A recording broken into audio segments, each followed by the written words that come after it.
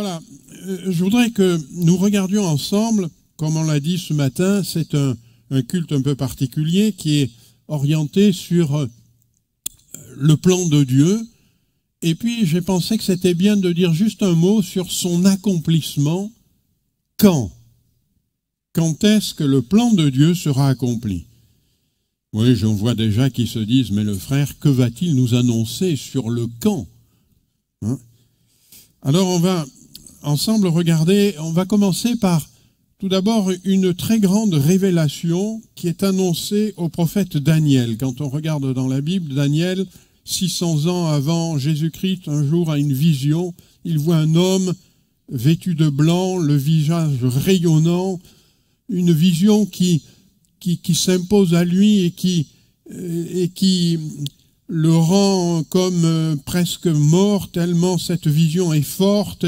Et puis, quelqu'un vient le toucher, il reprend ses esprits, et cet homme qu'il voit lui révèle le cours des temps, lui révèle ce que l'histoire va ensuite révéler, et n'importe qui lit ça et qui prend le temps de réfléchir comprend aisément que cet homme vient du ciel, et que cet homme, il se présente comme étant celui qui connaît les archanges, qui leur donne même des ordres, qui s'associe leur secours, et nous comprenons qu'il est encore au-dessus.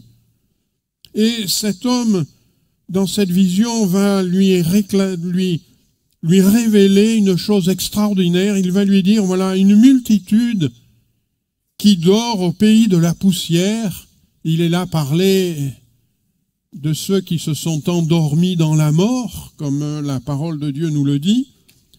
Eh bien, une multitude qui dort au pays de la poussière se réveillera, les uns pour la vie éternelle et les autres pour le déshonneur, pour une horreur éternelle.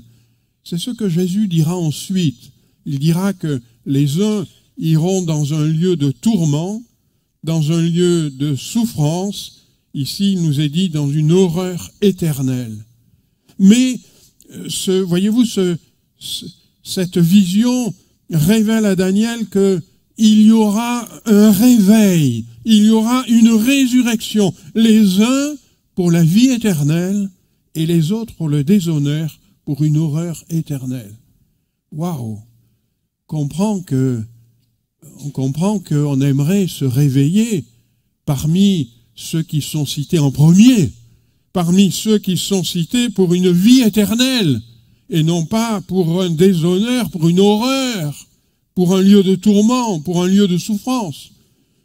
Et voyez-vous, quand le Seigneur va ensuite parler, il va révéler qu'il y a effectivement pour l'homme deux issues possibles, la gloire éternelle dans la présence de Dieu, ou alors un lieu de tourment, un lieu de souffrance, une mort éternelle. Et il invite l'homme à se tourner vers Dieu pour être du bon côté. Et ce matin, peut-être quelqu'un est ici et ne sait pas encore, et je voudrais lui dire, il est encore temps pour toi. Il est encore temps, parce que par ta vie, tu peux choisir d'être d'un côté ou de l'autre. Il se réveillera les uns pour la vie éternelle, les autres pour le déshonneur ou l'horreur éternelle. La volonté de Dieu pour toi, comme pour moi, comme pour tout homme, elle est très, très simplement énoncée dans la Bible. L'apôtre Paul va l'annoncer à son jeune collègue Timothée. Il va lui dire, Dieu, notre Sauveur, veut que tous les hommes soient sauvés et parviennent à la connaissance de la vérité. C'est-à-dire, Dieu voudrait que tous soient dans le premier lot de ceux qui se réveillent pour la vie éternelle. Dieu voudrait ça. La volonté de Dieu, c'est que tous les hommes soient sauvés et soient dans ce premier lot des hommes qui vont hériter la vie éternelle et qui connaissent la vérité et qu'ils comprennent la vérité. Et voyez-vous, le plan de Dieu, le plan du salut de Dieu pour tous les hommes, il est clairement énoncé par Jésus, et ce plan de Dieu, il inclut votre volonté, il inclut ma volonté. Il n'est pas un plan de Dieu qui vient et et qui s'abat sur les hommes indépendamment de ce qu'ils pensent, de ce qu'ils veulent, mais il tient compte de ce que nous sommes. Et si vous voulez bien, on va le lire. Alors, on va lire le premier verset, je pense que c'est le verset sans doute le plus connu des chrétiens évangéliques. Mais on va lire surtout les versets d'après. Si vous voulez bien, on va lire dans Jean 3,16, ainsi que les versets qui suivent. Voici ce qui est écrit. « Car Dieu a tant aimé le monde qu'il a donné son Fils unique, afin que quiconque croit en lui ne périsse point, mais qu'il ait la vie éternelle. Dieu en effet n'a pas envoyé son Fils dans le monde pour qu'il juge le monde, mais pour que le monde soit sauvé par lui. Celui qui croit en lui n'est point jugé, mais celui qui ne croit pas est déjà jugé, parce qu'il n'a pas cru au nom du Fils unique de Dieu. Et ce jugement, c'est que la lumière étant venue dans le monde, les hommes ont préféré les ténèbres à la lumière, parce que leurs œuvres étaient mauvaises. Car quiconque fait le mal est la lumière, et ne vient point à la lumière, de peur que ses œuvres ne soient dévoilées. Mais celui qui agit selon la vérité vient à la lumière, afin que ses œuvres soient manifestées parce qu'elles sont faites en Dieu. Ce texte précise, le Seigneur précise, il dit, voilà, Dieu a tant aimé le monde qu'il a donné son Fils pour qu'il soit sauvé, pour que tous héritent la vie éternelle. Mais le problème, c'est que les hommes ont une part. Et voyez-vous, cette part, c'est que, ayant vu la parole de Dieu, ayant entendu la parole de Dieu, ayant entendu la vérité, eh bien, il y a deux comportements possibles. Soit on s'en éloigne, soit on s'en rapproche. C'est ce que Jésus va dire en disant, quiconque fait le mal, il est la lumière et il ne vient pas à la lumière. Celui qui a péché, tout à l'heure, j'ai beaucoup apprécié notre frère qui a rappelé que lorsqu'on prend le repas du Seigneur, on le prend dans certaines conditions pour hériter sur sa vie de la faveur de Dieu et non pas de la colère de Dieu. Alors celui qui ne peut pas le faire, eh bien, il doit réfléchir en lui-même et il doit se dire, eh bien Seigneur, je veux changer d'attitude. Je veux changer d'attitude pour pouvoir être dans ta faveur, pour pouvoir venir dans ta présence et pour hériter de toi la vie éternelle, la faveur de Dieu.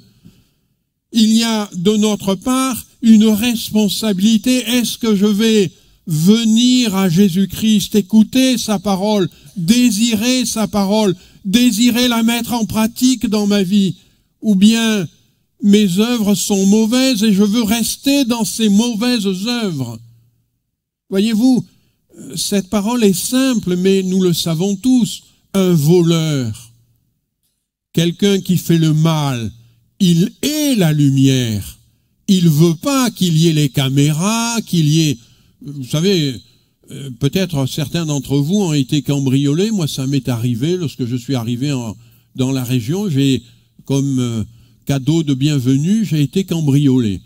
Ils ont détruit tout ce qui ressemblait de près ou de loin à une caméra. Il y avait des capteurs, vous savez, pour éclairer les lumières, des choses comme ça.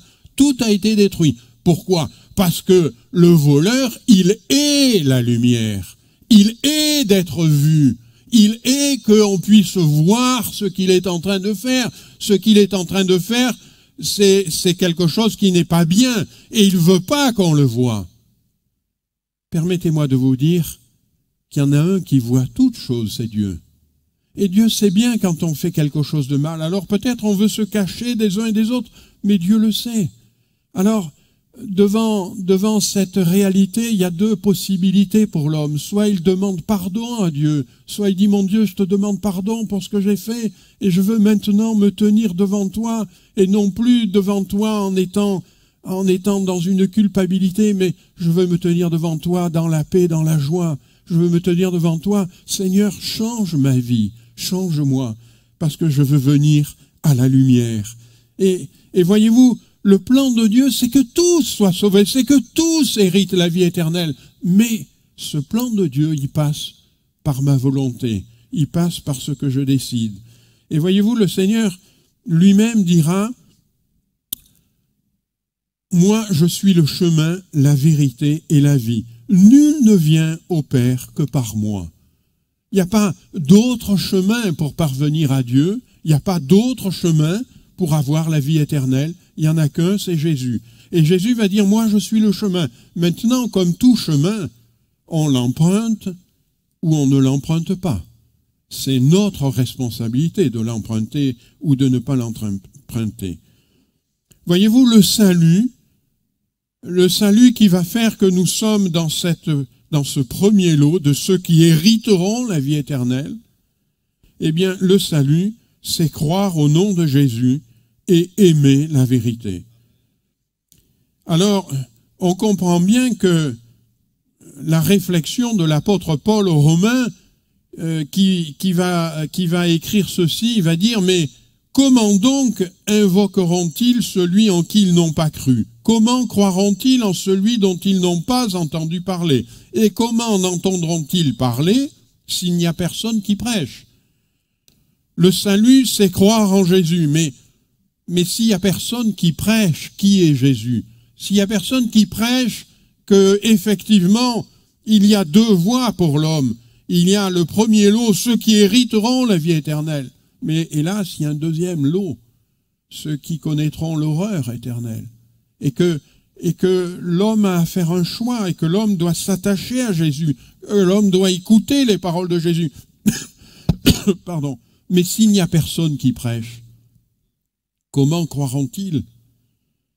Voyez-vous, le Seigneur Jésus lui-même, lorsqu'il est venu sur la terre des hommes, lorsqu'il a commencé son ministère, le texte dans l'évangile de Luc nous dit qu'à un moment donné, vous savez, le Seigneur Jésus guérissait les malades, faisait du bien partout où il passait, et évidemment, quand il arrivait quelque part et qu'il guérissait les malades, vous savez, c'était mieux que la médecine, hein, parce qu'il les guérissait complètement et instantanément. Et donc, évidemment, tous étaient autour de lui. Et évidemment, lorsqu'il était quelque part, on lui disait, mais surtout ne pars pas, reste avec nous, parce que on a peut-être encore des gens qu'on connaît, qu'on pourrait faire venir, qui pourraient être au bénéfice de ton ministère. Donc, reste là.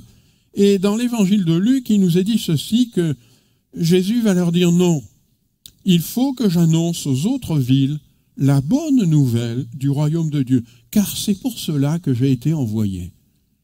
Voyez-vous, le Seigneur Jésus avait conscience qu'il avait reçu une mission du Père qui était d'annoncer la bonne nouvelle du royaume de Dieu. Cette bonne nouvelle, mon ami, tu peux avoir la vie éternelle. Tu peux avoir hérité du salut de Dieu. Tu peux voir ta vie changer, et non seulement pour ce temps, mais pour l'éternité. La bonne nouvelle du royaume de Dieu. La bonne nouvelle du royaume de Dieu, c'est cette nouvelle-là. Jésus va en payer le prix très fort. Il va donner sa vie à la croix. Nous l'avons tout à l'heure commémoré. Il est mort à la croix afin que nous puissions être sauvés. Mais cette bonne nouvelle, c'est qu'on peut être sauvé. Et c'est qu'on peut hériter la vie éternelle. Amen. Alléluia. Et le Seigneur dit, c'est pour ça que j'ai été envoyé. C'est pour annoncer, je ne peux pas perdre de temps, je ne peux pas rester là, parce que les autres villes ont besoin de l'entendre aussi.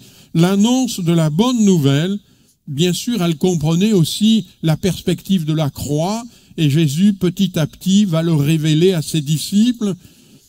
Et voyez-vous, sa priorité, c'était d'annoncer la bonne nouvelle. D'annoncer la bonne nouvelle. Notez que la mission des apôtres et des disciples, c'est aussi d'annoncer la bonne nouvelle.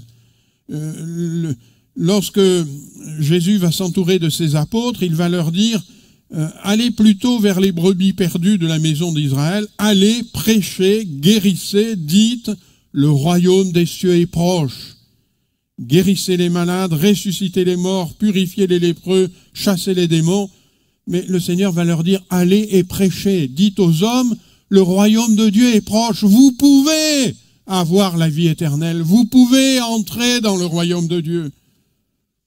Et puis, après avoir envoyé les apôtres, le Seigneur va choisir 70 disciples. Et il va les envoyer aussi en leur disant, la moisson est grande, il y a peu d'ouvriers. Priez donc le maître de la moisson d'envoyer des ouvriers dans sa moisson. Et puis un peu plus loin, verset 16, il dira, celui qui vous écoute, m'écoute. Celui qui vous rejette, me rejette. Celui qui me rejette, rejette celui qui m'a envoyé. C'est-à-dire, il va les envoyer avec cette mission de parler en son nom.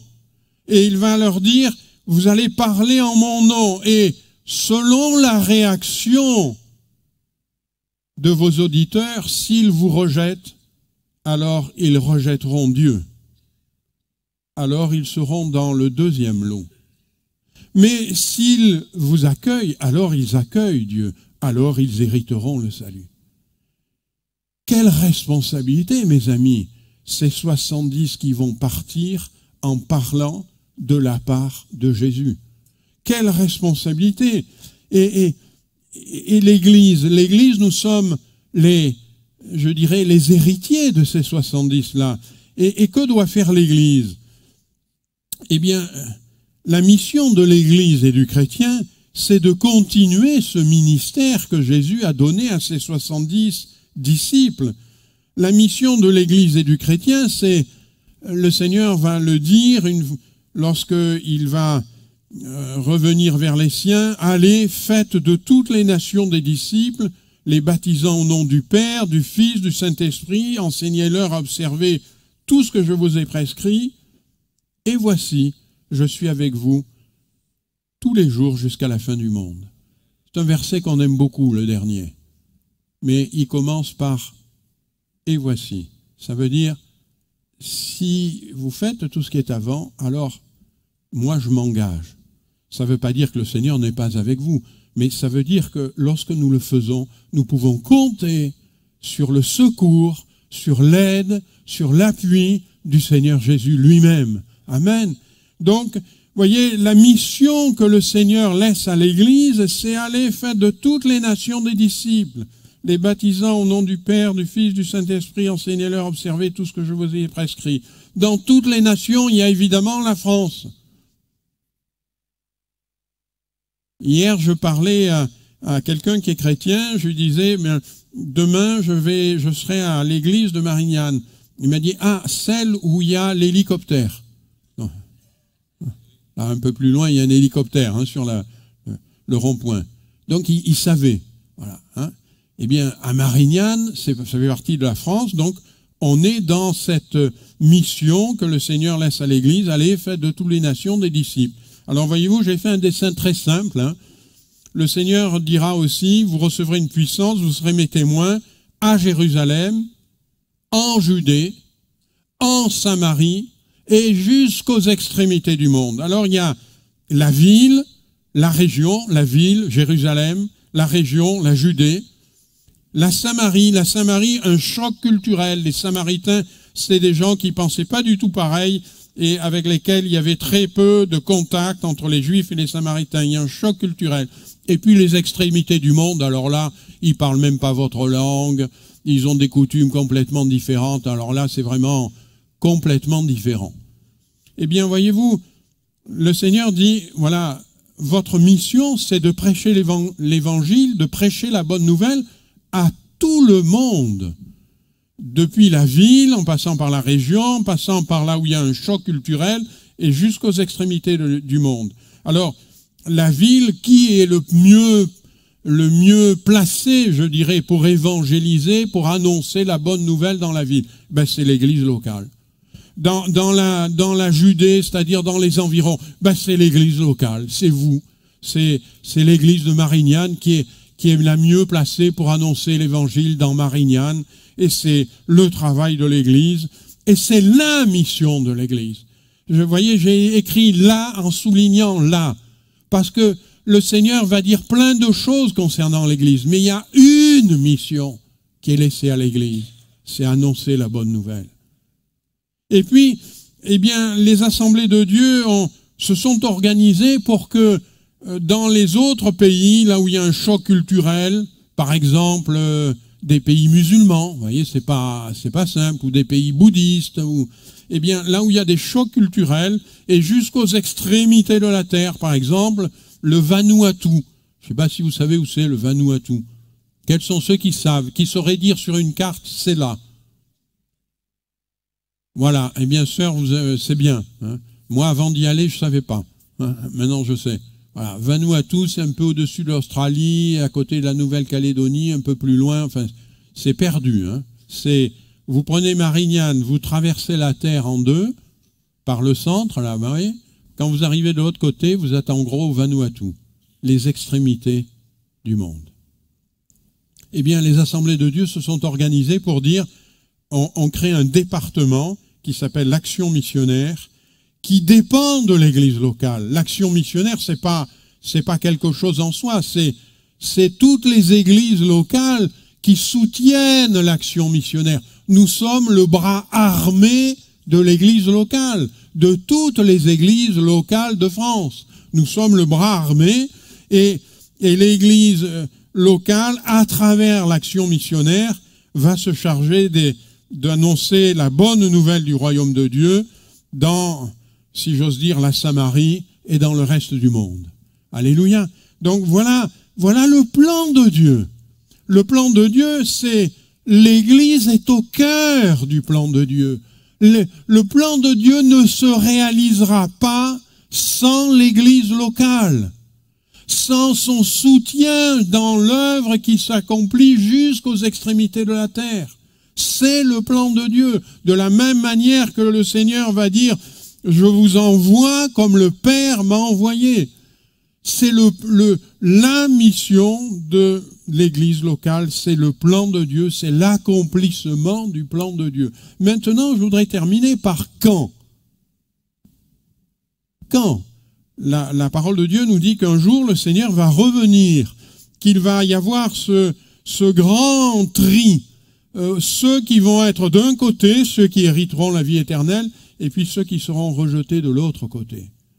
Et la parole de Dieu me dit qu'un jour, le Seigneur revient selon sa promesse. Et ce jour-là, les disciples eux-mêmes vont lui dire, mais quand est-ce que tu rétabliras ton royaume? Alors, vous le savez, si vous êtes lecteur de la Bible, vous savez que son accomplissement quand, nous ne connaissons pas la date. Le Seigneur va dire dans Matthieu 24, on va en reparler tout à l'heure, c'est ce passage où il dit il y aura des tremblements de terre, il y aura des cataclysmes, il y aura des choses terribles, il y aura des pestes au passage. Hein. Il y aura des pestes. Vous savez, les pestes, qu'est-ce que c'est? C'est des choses très contagieuses dont on se protège en se confinant. Bon, je dis ça comme ça. Hein. Voilà. Donc, il va dire aussi... Toutes les tribus de la terre se lamenteront. Elles verront le Fils de l'homme venir sur les nuées du ciel avec beaucoup de puissance et de gloire. Il enverra ses anges avec la trompette retentissante. Ils rassembleront les élus des quatre vents, depuis une extrémité des cieux jusqu'à l'autre. Les élus, ceux qui vont hériter la vie éternelle, les élus. Et puis, un peu plus loin dans le texte, il va dire au verset 36, « Pour ce qui est du jour et de l'heure, personne ne les connaît, ni les anges des cieux, ni le Fils, mais le Père seul. » Donc, quand, si vous attendiez un jour une date, personne ne pourra vous les donner. Pas plus un pasteur, pas plus un théologien, pas plus un grand érudit de la Bible, personne ne pourra vous le donner. Et je dirais presque, si on vous le donne, sachez que c'est faux.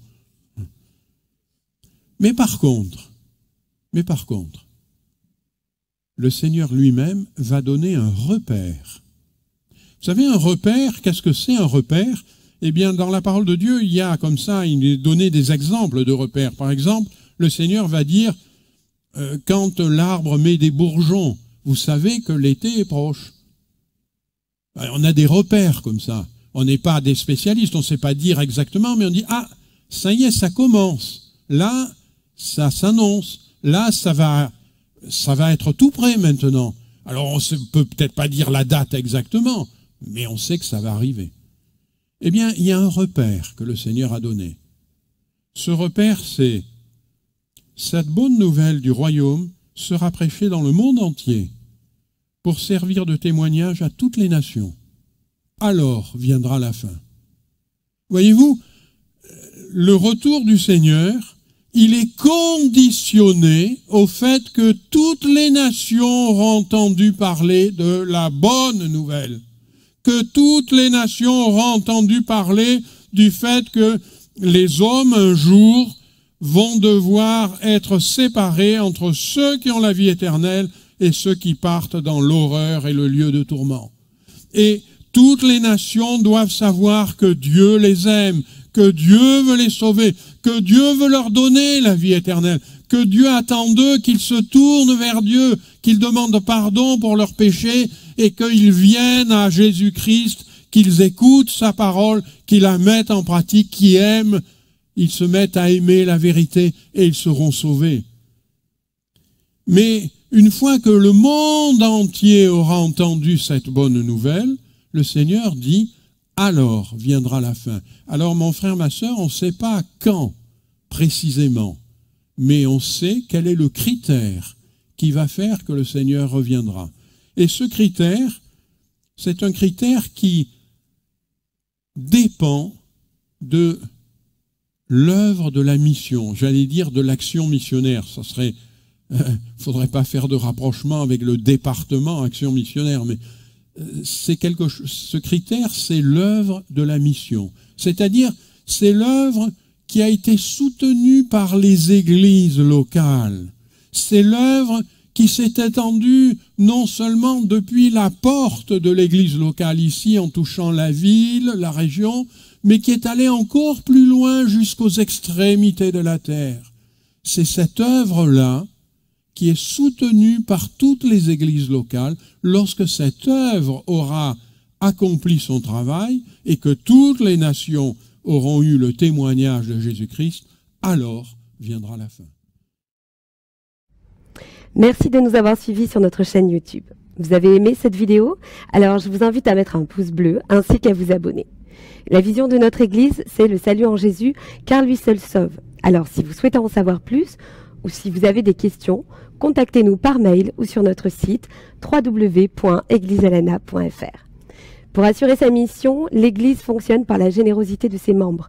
Vous avez la possibilité de nous soutenir par vos dons en cliquant sur le lien qui se trouve dans la description de cette vidéo. À très bientôt et que Dieu vous bénisse.